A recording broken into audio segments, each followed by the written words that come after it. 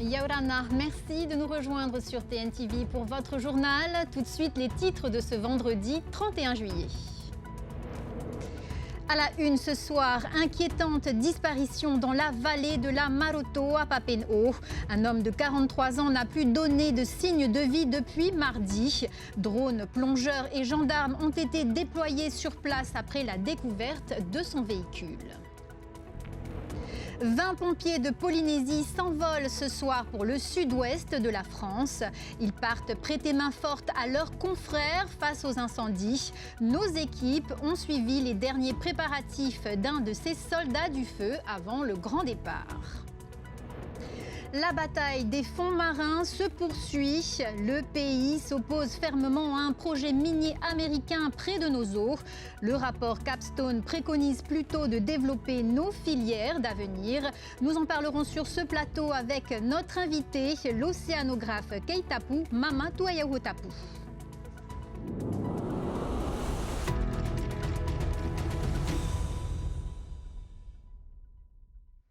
On ouvre ce journal avec les recherches menées aujourd'hui à Papen'o pour retrouver Jean-François de Guigne, disparu depuis mardi. Sa voiture a été localisée ce matin à la Maroto. Drones, plongeurs et techniciens de l'identification criminelle ont été déployés sur place toute la journée. Rarahu Mahacheong et Heiroa Tuahu y étaient pour nous.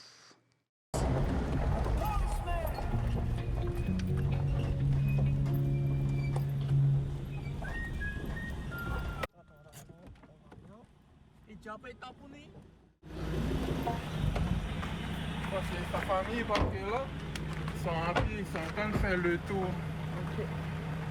Caprice là ici. Je sais pas. Caprice. Ils ont été voir la voiture. La personne, ils n'ont pas touché, ils ont dit il y a les gendarmes qui arrivent. D'arriver à un point PK13, nous sommes au fond de la vallée de la Papen'o, il est à peu près 11 heures. Nous avons suivi justement les amis de l'association Taishan Ford Ranger. On vient de retrouver le véhicule de Jean-François de Guigny. Avant sa disparition, l'homme de 43 ans, confronté à des difficultés judiciaires, aurait laissé une lettre à son domicile selon des témoignages de ses proches.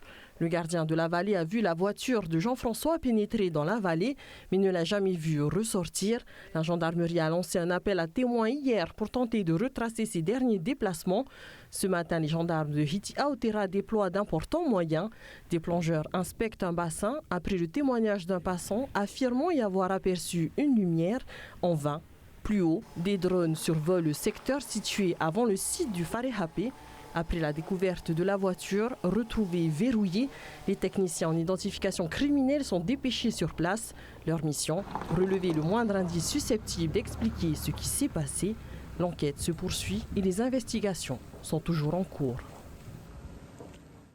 Toujours au chapitre des faits divers, l'enquête sur la mort d'Eirani Taruura Areatea s'accélère. Selon nos informations, un homme et une femme sont en garde à vue. La suspecte aurait reconnu les faits. Tous deux devraient être déférés à Papeete à l'issue de leurs auditions. Retrouvez plus d'informations sur tntvnews.pf. En justice cette fois, l'attribution d'une soixantaine de nouvelles licences de taxi à Tahiti et Moorea passe très mal. Le syndicat de Papeete a déposé plusieurs recours. Il craint de voir une activité déjà sous tension totalement déséquilibrée. Thomas Chabrol et Naya Bennett ont rencontré l'avocat du syndicat. Y a-t-il encore de la place pour de nouveaux taxis? On compte actuellement 141 licences à Tahiti et 42 à Moorea. Selon le syndicat des chauffeurs de taxi de Papeete, le marché arrive à saturation. L'activité dépend essentiellement de la fréquentation touristique. Au-delà de l'aspect économique, le syndicat pointe des irrégularités dans la procédure d'attribution d'une soixantaine de nouvelles licences. 7 arrêtés du pays sont contestés. Le syndicat demande leur annulation. Ces recours traduisent effectivement une inquiétude, puisqu'il y a un équilibre économique à trouver. Dont des contraintes liées au stationnement, aux autorisations. Et la saturation de la profession n'est pas une solution. Si nous n'avons pas de touristes en contrepartie, effectivement, saturer une profession n'est pas un objectif de politique économique viable. Selon l'avocat du syndicat, plusieurs dossiers auraient été validés sans que les autorisations de stationnement exigées par la loi du pays de 2018 ne soient obtenues au port, à l'aéroport ou comme ici, en centre-ville de Papeete. Or, ces emplacements sont indispensables pour exercer l'activité. Sans nouvelles places dédiées, les nouveaux titulaires seront contraints d'utiliser les stations déjà occupées par les taxis en activité. Au dossier, nous n'avons aucune autorisation. On a l'impression que c'est une précipitation procédurale qui a été faite pour délivrer beaucoup de licences, mais en contrepartie, on n'a pas prévu les exploitations, en tout cas l'optimisation de l'exploitation des taxis. Au volant de leur véhicule, les chauffeurs de taxi restent discrets sur leurs préoccupations. Le syndicat des chauffeurs de Papeete plaide pour un plafonnement du nombre de licences et une meilleure régulation du transport touristique. Ils seront dans l'avion d'ici quelques heures. 5 pompiers de la caserne de Paea partent prêter main forte à leurs confrères du sud-ouest de la France confrontés aux incendies. Un départ solidaire qui a nécessité une réorganisation au sein du centre de secours. Laure Philibert et Matai Horei ont suivi l'un de ces volontaires lors de ces derniers préparatifs. Les équipements les plus visibles et protecteurs et un sac de couchage. L'adjudant Haley Ellis prépare tout le nécessaire pour être opérationnel dès son arrivée sur son site d'affectation. Ce pompier professionnel officie au sein de la brigade de Paea. Avant de partir, toute sa famille s'est réunie pour le petit déjeuner. Chacun formule ses recommandations. Il y a la joie, mais il y a aussi la crainte. Hein? Parce que c'est un feu, il y a eu des morts dans ces interventions. J'aurais aimé avoir mes enfants à côté de moi, même s'ils sont porteurs, que héros, et je vais les voir au cimetière. Lowina et Puatea l'espèrent, l'expérience et le sang-froid de leurs frères seront un soutien précieux pour les équipes mobilisées. Il fait partie des meilleurs sur la Polynésie. Et je pense que son regard d'expert peut apporter beaucoup aussi en métropole. Que les Tahitiens, ils vont partir avec le mana.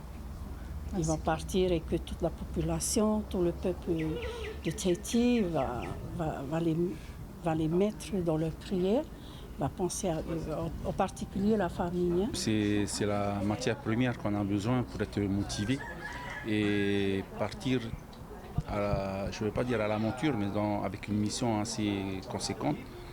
Donc le soutien de la famille elle est très importante. On le connaît, le Polynésien, dans le tarot et de la famille. C'est là qu'il puise sa force, son mana. Mataiva, dernier de cette famille de pompiers, a lui aussi regardé les images des incendies à la télévision. C'est pas tous les jours que tu vois ça et le fait d'être sur le champ et combattre le feu à des degrés pas possibles, c'est vraiment ça, être un sapeur-pompier courageux. Avant de partir, direction le centre de secours de Paea pour Halei.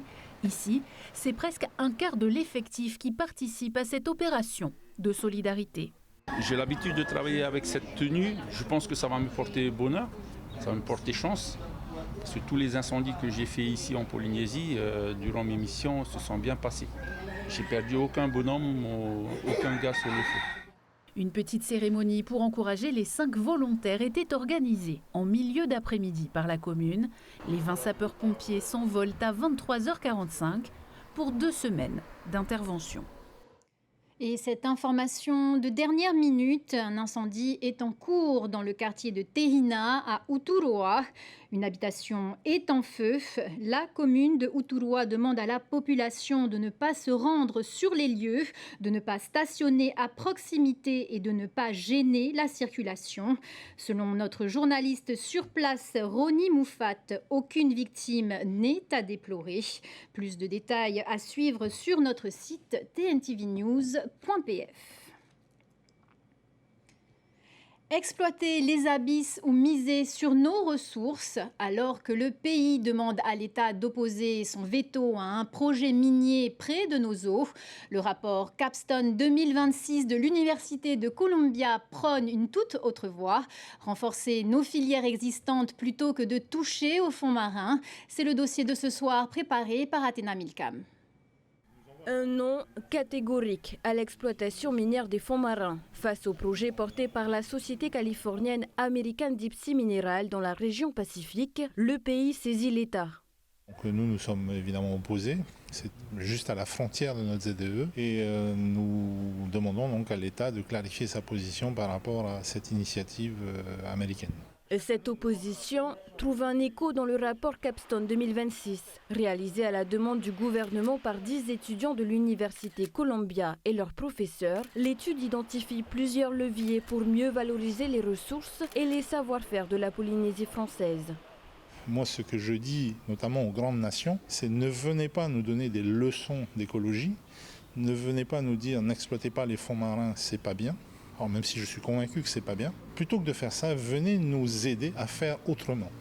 Faire autrement, c'est d'abord mieux valoriser les produits made in Whenua. En 2024, la perle a généré 7,3 milliards de francs à l'export et représenté 61% des exportations de produits locaux. Pourtant, 95% de la valeur de la filière provient encore de perles brutes. Le rapport recommande donc de transformer davantage sur place. Même logique pour le tourisme, les auteurs privilégient la qualité à la quantité. Selon la Fédération tahitienne de surf, une édition de la Tahiti Pro générerait au moins 190 millions de francs de dépenses locales. L'objectif est de conserver une plus grande part de ces retombées au Whenua. L'aquaculture figure également parmi les secteurs à renforcer. En 2024, 116 tonnes de crevettes ont été produites en Polynésie française pour un chiffre d'affaires de 276 millions de francs. Une production qui n'a couvert que 41% de la demande locale. À côté de ces filières aux retombées plus rapides, le numérique et les énergies marines s'inscrivent dans une stratégie de plus long terme. Le rapport préconise notamment davantage de services publics accessibles à distance dans les archipels et le développement du SWAC. Pour les auteurs, ces secteurs offrent des perspectives plus durables que l'exploitation minière des fonds marins, une activité dont les retombées économiques pour la Polynésie française seraient extrêmement faibles, selon une simulation citée dans le rapport, sans garantie qu'une part revienne directement au pays. À ce jour, le seul exemple qu'on a est un contre-exemple, c'est celui de la Papouasie-Nouvelle-Guinée, avec la même société qu'aujourd'hui, mais qui s'appelait à l'époque Nautilus, avait fait de l'exploitation des fonds marins au large de ses côtes. Un jour, le Parlement de PNG s'est dit mais combien d'argent on a gagné finalement avec cette histoire? Et donc ils ont mis en place une commission d'enquête parlementaire. Ils ont découvert deux choses, c'est qu'au plan environnemental c'était une catastrophe, mais que surtout également ils avaient perdu de l'argent, ils n'en avaient pas gagné. Donc est-ce que c'est ce qu'on veut faire pour la Polynésie? Bon, c'est pas ce que moi je veux faire en tout cas.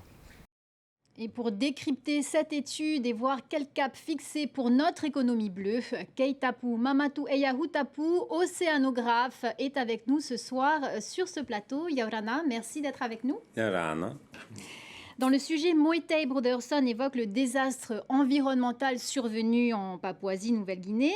En tant qu'océanographe, si ce projet américain voyait le jour près de nos eaux, à quelle catastrophe doit-on s'attendre concrètement ? On crie toujours à l'extrême ici dans ce pays. En fait, maintenant, je ne sais pas quelles sont les conditions d'exploitation de ces Américains. Moi, je participais à une conférence avec des scientifiques, pas des étudiants, qu'en Norvège, eux savent comment l'exploiter, les fonds marins. Donc, en fait, ça dépend c'est quelle société, c'est comment c'est fait. En fait, le problème, c'est pas tellement d'aller les chercher. S'il s'agit de nodules, ça, on sait le faire, comment aller les chercher. Mais c'est plutôt le résidu après, en fait, les déchets, qu'est-ce qu'on en fait. Donc ça reste le problème. Il y a des pays qui ne dévoilent pas tout. Je sais que le Japon est là-dessus, la Chine est là-dessus, etc. Donc tout n'est pas connu au public. Mais en Norvège, ils ont ouvert plein jeu et les Norvégiens disent que pour eux, 2030, ils seront prêts à les chercher. Raison de plus pour faire des études. Voilà, c'est nous, je vois pas. En fait, moi, je ne veux pas répondre, c'est une réponse politique. Il y a une réponse politique et une réponse parce que derrière, il y a des financiers. Donc, le capitalisme est un peu en train de prendre aussi sur le politique aujourd'hui, parce qu'on le voit d'ailleurs dans le monde. Et aujourd'hui, c'est à eux de répondre à cette question. Est-ce qu'on va ou on ne va pas? Alors, le gouvernement s'est appuyé sur des étudiants et chercheurs de l'université américaine Columbia pour ce rapport. Est-ce que c'est un sujet sur lequel vous travaillez aussi, vous, à l'UPF? Non, à l'UPF, on avait travaillé sur les fonds marins à l'époque, dans les années de 1998 à 2000. D'ailleurs, en fait, c'est un rapport qu'on a fourni au pays, mais le pays, ça n'intéressait pas le pays. Mais bon, ça intéressait en tout cas l'État, puisque ce rapport est bien arrivé dans les mains de l'État. Et donc, je sais que le problème aujourd'hui, c'est pour ça qu'il y a un peu ce dilemme entre les partis politiques, qui en est propriétaire. En fait, je pense que c'est plutôt là le problème aujourd'hui. C'est pas après l'exploitation. Ça, faut trouver la bonne formule. Ça met beaucoup plus de temps. Mais les financiers que j'ai rencontrés, ils m'ont dit tôt ou tard, on va y aller. Mais est-ce que les chercheurs de l'université pourraient justement se saisir de ces études, de ces travaux? Non, à l'université, je suis le seul océanographe. Donc, c'est une affaire d'État. Donc, en fait, ça nous dépasse. Nous n'en sommes pas les fonds marins. C'est pas l'université. Moi, honnêtement, je peux participer dans les études qui vont être mises en place. D'ailleurs, en fait, il y a un groupe qui s'est mis en place, mais il faut, c'est soit l'État ou un pays étranger qui vient le faire. Mais bon, je ne pense pas que l'État laissera, par exemple, la Chine venir explorer pour nous, pour l'État. Alors, vous dites justement que c'est une affaire de l'État. Vous faites partie du Tavini. On sait tous qu'Oscar Temaru milite pour l'exploitation des fonds marins pour financer l'indépendance et s'affranchir des moyens de l'État. Est-ce que vous êtes sur la même ligne? Moi, oui, bien sûr, pour m'affranchir de l'État, oui, je suis sur la même ligne. Mais après, c'est quelle ligne, ça, c'est une autre question. Donc, c'est aujourd'hui l'exploitation des fonds marins. Et le problème, c'est pas nous, ce sont ces grands pays. C'est le manque de terres rares, en fait, et le monopole aujourd'hui, c'est la Chine. Vous seriez d'accord, vous aussi, aujourd'hui, pour exploiter les fonds marins? Si ça le fait, c'est fait proprement, oui. Merci d'avoir été avec nous ce soir en plateau. Culture à présent avec un hommage vibrant. Sa voix et ses mélodies ont bercé des générations de Polynésiens. Disparu en décembre dernier, Joe Nui a laissé une empreinte indélébile dans notre patrimoine musical. Heiroa Tuahu s'est rendu auprès de ses proches. The candle flicker in the fading light. I see you alone and watch that lonely night. Lorsqu'il montait sur scène, il voulait que tout soit parfait, qu'il ait un costume qui n'est pas celui des autres, et on devait lui acheter aussi des lunettes identiques à Engelbert, parce qu'il voulait, quand il montait sur scène, faire la différence avec les autres. Chose dont il réussissait très bien.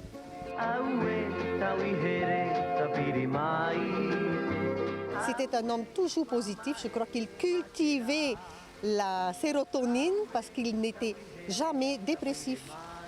Alors là, jamais. Et c'est quelqu'un qui me disait, lorsque tu es triste, le soleil se lève et il se couche. Tu choisis si tu es triste ou si tu es heureuse. Choisis d'être heureuse, c'est mieux. Voilà ce qu'il me disait.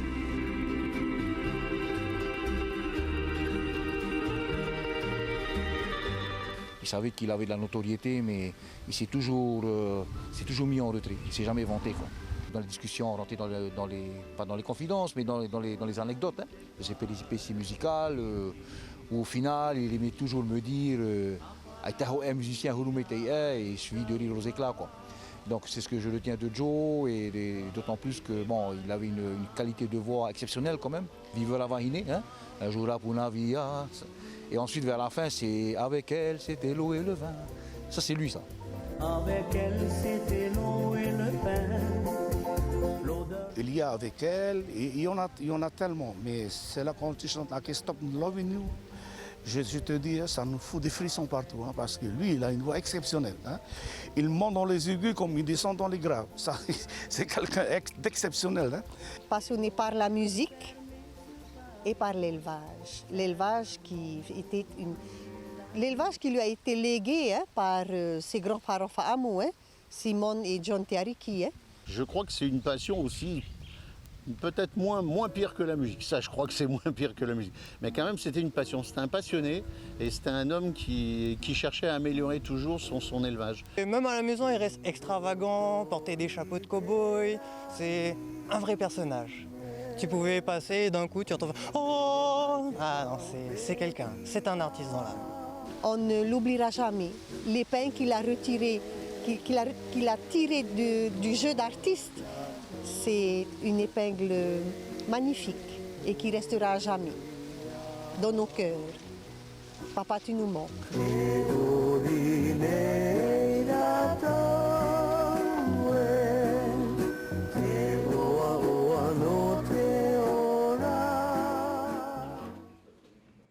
Et un dernier hommage, lui, sera rendu ce dimanche dans un restaurant de Papeari en présence de figures de la chanson comme Antoine Araquino, Tahia ou encore Léon Perry.